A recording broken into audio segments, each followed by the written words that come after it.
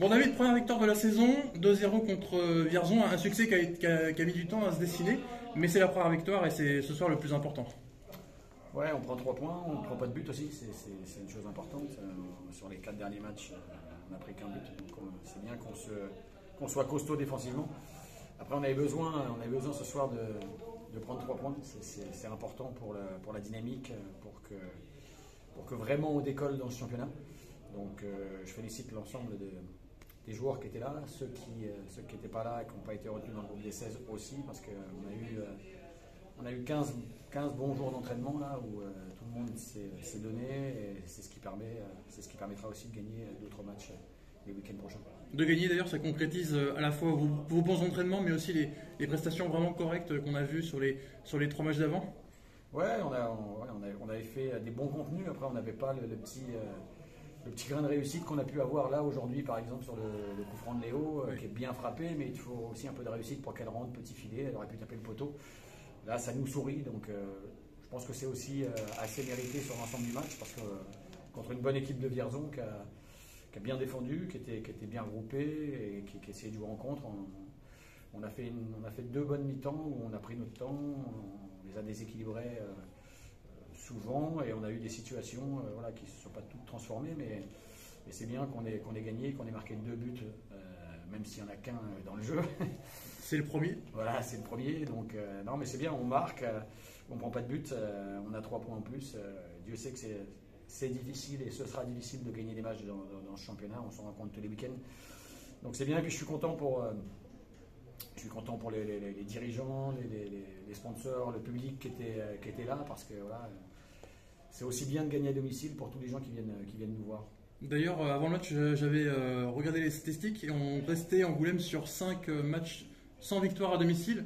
On le voit d'ailleurs dans le championnat, pas mal d'équipes font des coups à l'extérieur. C'est vraiment pas facile de jouer finalement à domicile cette année. Oui, parce que les règles du championnat ont été changées et il y aura 5 descentes minimum. Donc tout le monde, il y a peu d'équipes qui ouvrent le jeu à l'extérieur notamment. Donc les équipes attendent et c'est compliqué de les déséquilibrer. Et il suffit d'un contre pour quelquefois être mené. Et c'est toujours difficile quand tu es mené 1-0 de pouvoir revenir. Donc ouais, les victoires à domicile sont difficiles à aller chercher, mais il faut être patient comme on a pu l'être. Il faut aussi oser tenter ce qu'on a un peu mieux fait en deuxième mi-temps. On a vu des circuits qui ont été intéressants. On est allé plus vite de droite à gauche et on les a perturbés par des déplacements de nos milieux qui étaient intéressants. Et puis donc ce soir vous êtes passé en 3-5-2, changement tactique par rapport au début de saison. Est-ce que c'est un changement par rapport à cette équipe de Vierzon qui évoluait aussi dans le système, ou c'est toi finalement dans le cheminement qui a décidé de changer de système pour vous en premier lieu? Ouais, on voulait aussi, on savait que cette équipe avait des armes offensives importantes en contre. Le petit Fabien là, qui est bon, Chouameni qui est bon aussi dans les contres. Voilà, donc on a voulu préserver l'axe défensif de façon à pouvoir répondre à leur contre-attaque avec 3 joueurs, et puis on voulait aussi mettre un gars supplémentaire devant pour créer un peu plus de danger dans l'axe, pour fixer un peu plus les défenses adverses, les fixer dans l'axe pour pouvoir aller sur les côtés et déséquilibrer. On l'a plutôt bien fait, donc c'est un système qu'on pourra réutiliser ou pas, mais sur ce match-là en tout cas il était propice de le mettre en place. Donc, et puis ça a été plutôt bien animé, j'ai trouvé, dans l'ensemble, donc c'est bien. Et puis pour finir, on arrive dans une période différente maintenant, avec l'alternance entre la Coupe de France et les championnats, en espérant que le parcours aille le plus loin possible.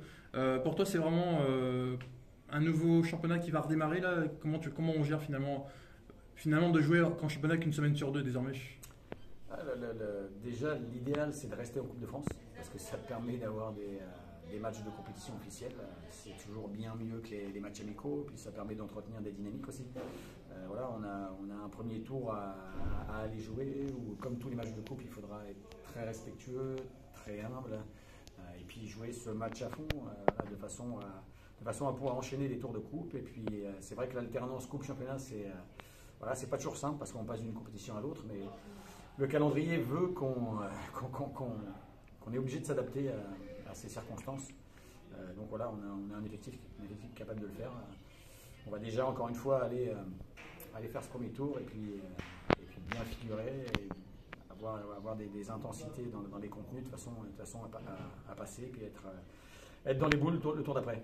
C'est le plus important en Coupe de France. Il faut être dans les boules le tour d'après, c'est le plus important. Il faut être au tirage du tour prochain, mais pour ça, il faut vraiment mettre les arguments nécessaires pour pouvoir passer et pour pouvoir battre les équipes qu'on a en face de soi, parce que il y a de nombreux exemples qui prouvent que la hiérarchie est souvent bousculée.